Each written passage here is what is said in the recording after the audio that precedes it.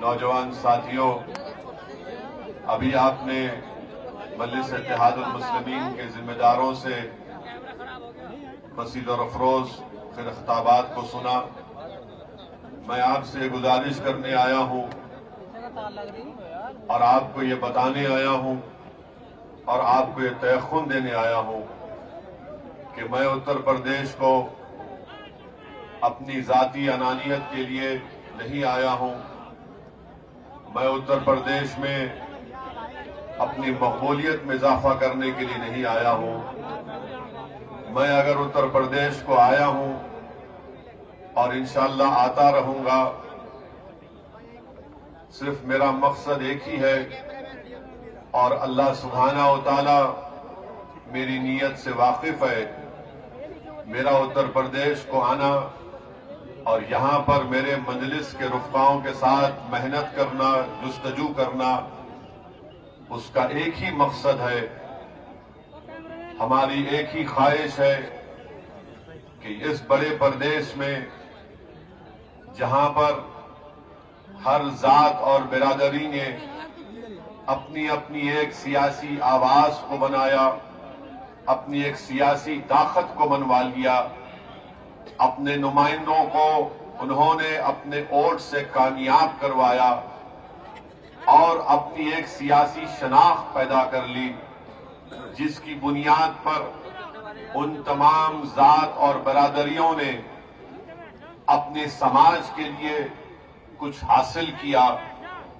अगर कोई समाज इतनी बड़ी तादाद में रहने के बावजूद भी अगर उसने अपने लिए कुछ हासिल नहीं किया, अपने बच्चों के तालीम का इंतजाम नहीं कर पाए, जिन्होंने अपने मुस्तकबिल को रोशन नहीं कर पाए, जिस समाज की आंखों के सामने बाबरी मस्जिद को शहीद कर दिया गया, जिस समाज के सामने मस्जिद को शहीद करने वालों को कोर्ट ने उनको मुल्जिम करार नहीं दिया, आपके और हमारी आंखों ने मीरठ की सरजमीन पर हमने मलियाना का वो 70 से जायद मुसलमानों का कत्लेआम देखा। आपने मीरठ में हाशिमपुरा में 40 से जायद मुसलमानों को यूपी की पीएसी पुलिस ने ले जाकर नदी के किनारे में उनको गोली मारकर उनको हलाक कर दिया, शहीद कर दिया। हमने फसादों को देखा, मगर मैं आज आपसे हाथ जोड़कर अपील करने आया हूं कि उत्तर प्रदेश के 19% मुसलमानों को अपनी एक सियासी अलहायदा ताकत बनाने की जरूरत है। आपको अपनी लीडरशिप को बनाना है।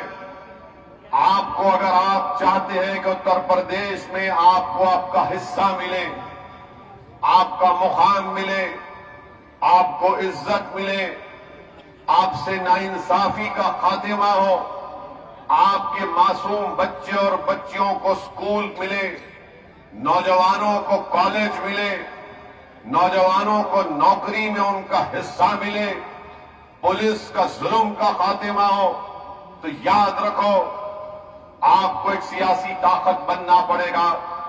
जिस तरह उत्तर प्रदेश में दलितों ने और खास तौर से जाटवों ने बहन मायावती को अपना नेता बनाया, जिस तरह उत्तर प्रदेश के यादवों ने मुलायम सिंह यादव को अपना नेता बनाया, जिस तरह यहां पर हर समाज के लोगों ने जाटों के लिए चौधरी चरण सिंह से लेकर अजित सिंह से लेकर आज उनके बेटे ये कहते हैं कि जाट हमारे साथ है। मेरे अजीज दोस्तों और बुजुर्गों, यहां पर कुर्मियों ने कई नेताओं को अपने पैदा किया। कितनी ऐसी बिरादरियां हैं, ठाकुर हैं, जो आज उत्तर प्रदेश के मुख्यमंत्री को योगी जरूर है मगर उसको अपना ठाकुर नेता मानते हैं। ब्राह्मण समाज के लोग हैं। एक गवर्नमेंट ऑफ इंडिया में नरेंद्र मोदी की सरकार में एक मंत्री हैं जिनका नाम टेनी है, क्योंकि उनका ताल्लुक ब्राह्मण समाज से, उनकी गाड़ी से उनके ही घर में एक साजिश रचाई गई और उस साजिश के नतीजे में उनके बेटे ने अपनी गाड़ी से 4 किसानों को रौंद दिया। मगर नरेंद्र मोदी जो अपने आप को बड़ा बहादुर वजीर आजम कहते हैं, वो ब्राह्मण समाज को नाराज नहीं करना चाहते और टेनी को अपनी कैबिनेट से नहीं हटाते। क्यों नहीं हटाते? क्योंकि अगर मैं इसको हटाया तो उत्तर प्रदेश के ब्राह्मण समाज के लोग नाराज हो जाएंगे। अपने ही गाड़ी से उनके बेटे ने 4 किसानों को खत्म कर दिया। मैं आपको ये मिसालें इसलिए दे रहा हूं ताकि आपको अंदाजा हो जाए। आपको जानकर तकलीफ भी होगी कि मलियाना का फसाद कब हुआ था। मलियाना का फसाद मई 34 साल हो गए। 70 मुसलमानों को गोली मारकर शहीद कर दिया गया था। अब तक मुकदमा खत्म नहीं हुआ है। 800 तारीख कोर्ट ने दी और हर तारीख 800 तारीख हो गई। माने क्रिमिनल लॉ की एक तारीख बन गई कि 70 मुसलमानों को 34 साल पहले गोली मारकर शहीद कर दिया गया, कत्ल कर दिया गया। 34 साल में कांग्रेस की सरकार, 34 साल में बीएसपी की सरकार, 34 साल में समाजवादी की, बीजेपी की सरकार, मगर किसी ने भी उन मलियाना में मरने वालों से इंसाफ नहीं किया। मेरे अजीज दोस्तों और बुजुर्गों, याद रखो आज उत्तर प्रदेश में मुसलमान अगर सबसे कम ग्रेजुएट हैं तो मुसलमान हैं, सबसे ज्यादा ड्रॉप आउट हैं तो मुसलमान हैं, सबसे ज्यादा अगर जेलों में अंडर ट्रायल हैं तो मुसलमान हैं। 19% उत्तर प्रदेश में मुसलमान हैं और 28% जेल में अंडर ट्रायल हैं। बताइए, इसके बावजूद भी आप अगर करवट नहीं लेंगे तो कब करवट लोगे मुसलमानों? क्या जब शोर क़यामत होगा तो उठोगे? मैं आपको ये दाद हासिल करने के लिए नहीं कह रहा हूं। मैं कोई शायर नहीं हूं कि कोई शेर पर आप वाह वाह के नारे लगाएंगे।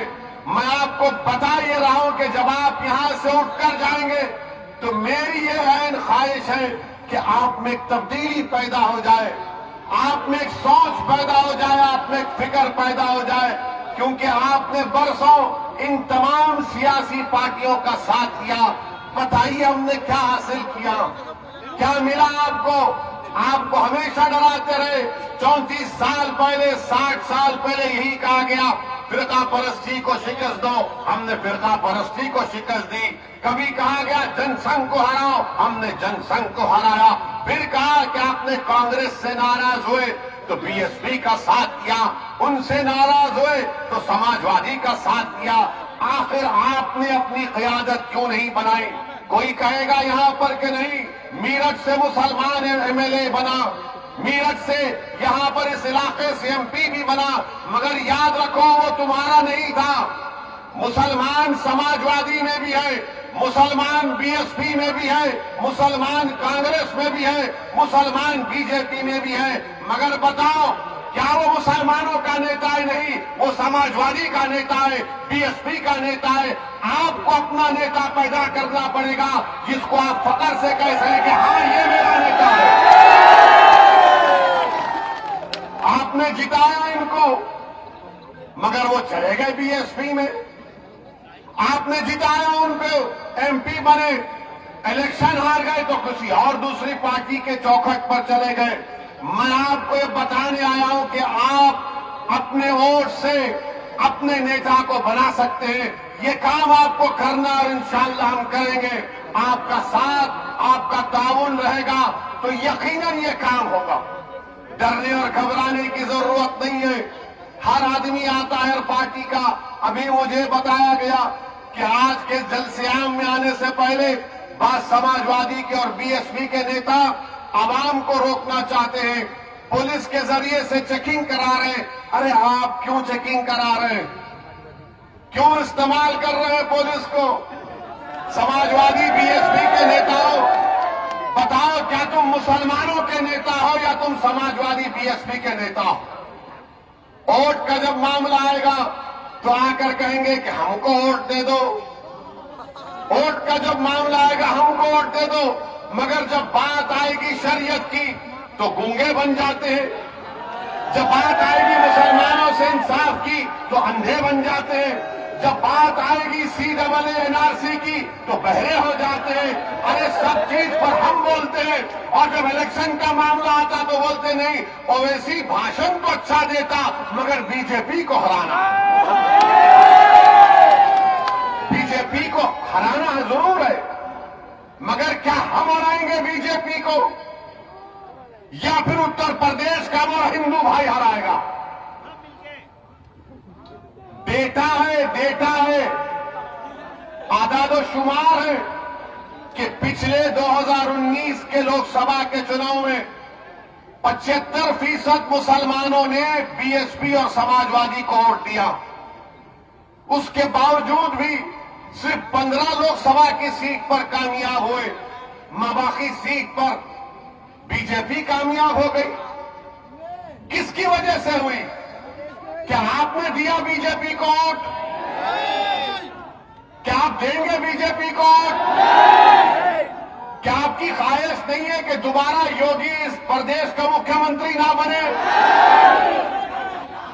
मगर ये कैसे होगा?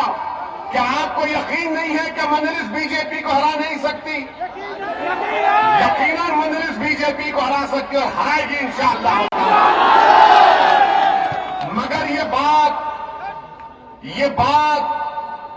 ये समाजवादी और बीएसपी के लोग आकर कहेंगे नहीं नहीं, ये जो लंबा आदमी है, शेरवानी टोपी पहना, इसकी बात का यकीन मत करो, इसकी बात का यकीन मत करो। तो फिर किसकी बात का यकीन करेंगे? वो अखिलेश यादव समाजवादी पार्टी, मुजफ्फरनगर का फसाद हुआ, इंसाफ नहीं कर पाए। वो समाजवादी पार्टी जो सरकार में थी, स्लॉटर हाउसेस के लाइसेंस दे सकती थी, लाइसेंस नहीं दिया। वो समाजवादी पार्टी जो मुसलमानों से रिजर्वेशन का वादा किया, नहीं किया। आप किसकी बात का भरोसा करेंगे? हाँ, मुसलमान जीत सकता जरूर है, मगर आपका नेता नहीं बन सकता, आपका लीडर नहीं बन सकता। आपको अपना लीडर बनाना है।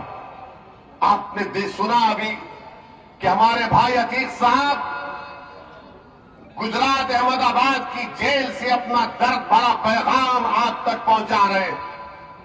हमारी बहन अपने शौहर का दर्द भरा पैगाम आपको पढ़कर सुना रही। क्या किया इन्होंने? अतीक साहब ने क्या क्या नहीं किया इनके लिए? बदनामगी मोल ली इनके लिए, सत्ता दिलाई इनको और उनको जेल में डाल दिया गया। आजम खान जेल में है। क्या मुकदमा आजम खान पर किस लिए जेल में डाला गया? कोई नहीं बोलेगा। मेरे अजीज दोस्तों और बुजुर्गों, मैं आपसे सिर्फ यही गुजारिश करने आया हूं कि इस चुनाव में आने वाले विधानसभा के असेंबली के इंतखाबात में उत्तर प्रदेश के मुसलमानों को अपना हिस्सा लेना है।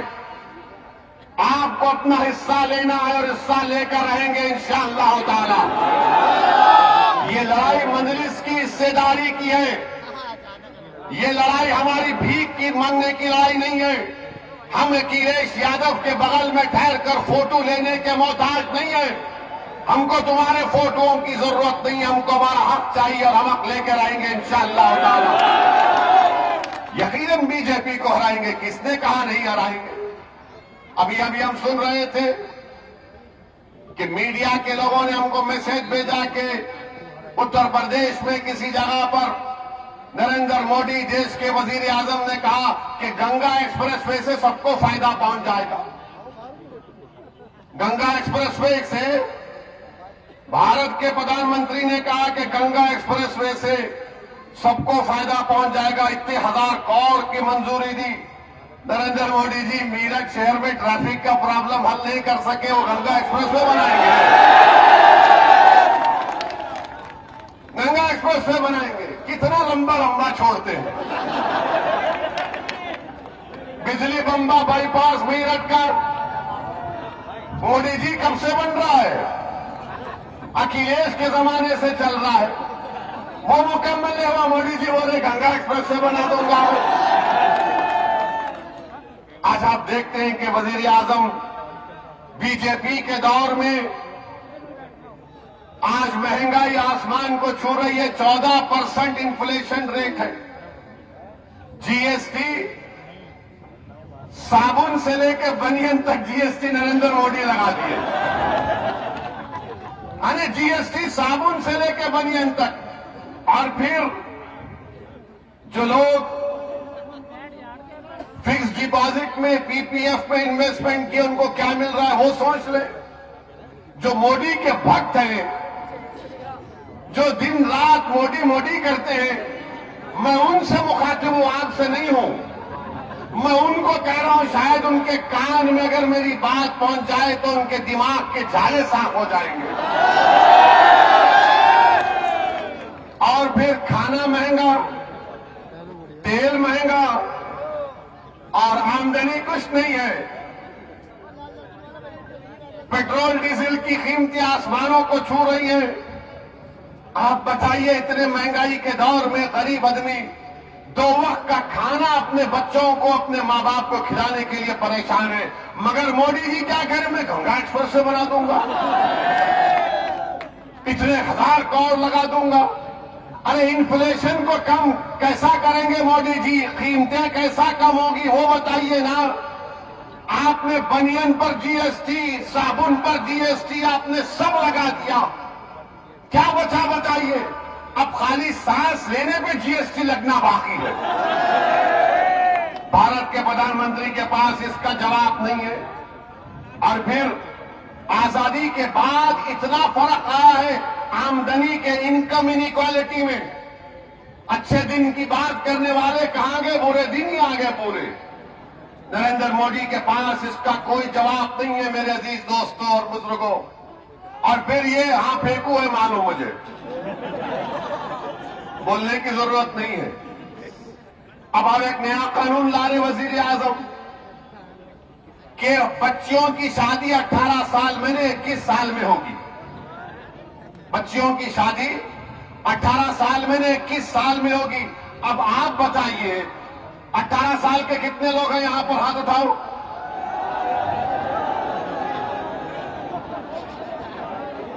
यानी अब आप वोट डालेंगे ना? आप अपने पसंद के विधायक को वोट डालेंगे ना? और कानून आपको इजाजत देता है, बिजनेस आप शुरू कर सकते, आप कॉन्ट्रैक्ट भी साइन कर सकते। अब कानून यह भी कहता है कि अगर तुम्हारा दिल चाहा तो तुम किसी एक लड़की के साथ जिंदगी भी गुजार सकते। गुनाह नहीं है कानून में, गुनाह नहीं है। और कानून यह भी कहता है कि अगर तुम उससे ताल्लुकात पैदा करना चाहते हो, जिसका अंग्रेजी का वर्ड कह रहा हूं सेक्सुअल रिलेशनशिप, वो भी कर सकते। ये सब कर सकते। मगर मोदी जी बोले शादी नहीं कर सकते। हाय मोदी जी, आपको शादी से इतनी नफरत क्यों है? शादी जैसे इंस्टीट्यूशन से आपको इतनी घबराहट क्यों है? 18 साल में वोट डाल सकते। 18 साल, सुनिए, 18 साल में कोई ये तय करेगा कि देश का प्रधानमंत्री कौन होगा, उसको मालूम। किसको मेरठ में वोट डालना उसको मालूम, किसको नहीं डालना उसको मालूम, किसको हराना उसको मालूम, कौन दल्ला है उसको मालूम, कौन जमीन फरोश है उसको मालूम, कौन मिल्लत का कौम का दुश्मन है उसको मालूम। मगर लड़की को भी मालूम, लड़के को भी मालूम, दोनों को मालूम। मगर मोदी जी बोले शादी 21 में ही करना। अब आप बताइए क्या कर रहे हैं? अच्छा, एक और कानून बनाने जा रहे हैं 18 से 21 साल का, मगर डेटा प्रोटेक्शन, यानी आपका जो सेल फोन है इसमें जो डेटा होता है, कानून मोदी जी ये बनाने जा रहे हैं कि अगर आप 18 साल के हैं तो अपना डेटा आप एक्सचेंज कर सकते हैं, यानी वो 18 साल में अपना डेटा एक्सचेंज करेगा मगर अपने पसंद से लड़की शादी नहीं करेगी। मोदी जी शादी करने का इख्तियार नहीं है क्या? डेटा दे सकते, एक्सचेंज करेंगे मगर शादी नहीं कर सकते। तो बोलेंगे बीजेपी वाले आज के भाषण के बाद ओवैसी और मुसलमान महिलाओं के हित में नहीं बात करते। बोलेंगे ये आए मुसलमान और ओवैसी महिलाओं के हित में बात नहीं करते। मोदी जी आप अंकल कब से बन गए हम लोगों के? आप देखते होंगे कि किसी महल्ले में अंकल होता है, अंकल का काम कुछ नहीं होता, बैठे रहते खाली, चाय ला गरम गरम मारे चाय कुत्ता मारे। अंकल बोलते वहां क्यों जा रहे तुम? अंकल हर चीज पूछते, क्या खाए, क्या पहना, आज इतनी रात देर से क्यों आए? अभी अंकल कह रहे हैं कि शादी भी कब करना, क्या खाना तो शुरू हो चुका है, ये नहीं खाएंगे वो खाना चाहिए, ये इबादत करना चाहिए वो इबादत नहीं करना चाहिए। अब ये पूरे बीजेपी के लोग अब शुरू हो जाएंगे टीवी पर 6 बजे से देखना। आप हमारा भड़काऊ भाषण अब हो गया। अब बोलेंगे ओवैसी महिलाओं के औरतों पर जुल्म करता है। अरे पहले ये तो बताओ, पहले ये तो बताओ, जब 18 साल में लड़की वोट दे सकती है तो क्या उसको नहीं मालूम किससे शादी करना नहीं करना? और इस्लाम में जब तक बच्ची की रजामंदी नहीं है शादी नहीं होती, जब तक बच्ची राजी नहीं होती रजामंदी नहीं होती। मगर ये सिर्फ मुसलमानों का नहीं, पूरे देश के नौजवानों का मसला है। हर मेरा मानना यह कि 18 साल का नौजवान, चाहे वो लड़की हो या लड़का हो, मैं रोज इनसे सीखता हूं कई चीजें। वो मुझे बताते कि देखो ये टेक्नोलॉजी है, इस तरह से आप काम करो फायदा होगा। हम इनको बच्चा नहीं समझना चाहिए। अच्छा मोदी जी आपकी सरकार ने इन लड़कियों के लिए, महिलाओं के लिए क्या किया आपने? तो बीजेपी वाले बोलेंगे मोदी जी ने बेटी बचाओ बेटी पढ़ाओ किया। इसमें बेटी बचाओ बेटी पढ़ाओ में क्या था? पार्लियामेंट की स्टैंडिंग कमेटी की रिपोर्ट ये कहती है कि 446 करोड़ इस बेटी बचाओ बेटी पढ़ाओ को दिया गया, जिसमें से माशाल्लाह नरेंद्र मोदी की सरकार ने मोदी की तस्वीर का ऐड देने के लिए 80% पैसे खाली मोदी की तस्वीर में खर्च किए कि मोदी जी का ऐसा पोस्ट, कभी ऐसा हाथ रख रहे हैं कभी वहां हाथ रख रहे हैं। यानी 446 करोड़ में मीडिया को इश्तिहार 79% चला गया। अच्छा फिर ये बोलेंगे नहीं ओवैसी महिलाओं के खिलाफ है। मैं महिलाओं के खिलाफ नहीं हूं। अगर हमारे घर का हाल आपको मालूम होता तो आप ये बात नहीं करते। हम यहां पर भड़काऊ भाषण दे सकते, घर में गए तो गूंगे हो जाते अपने सामने, उनके सामने।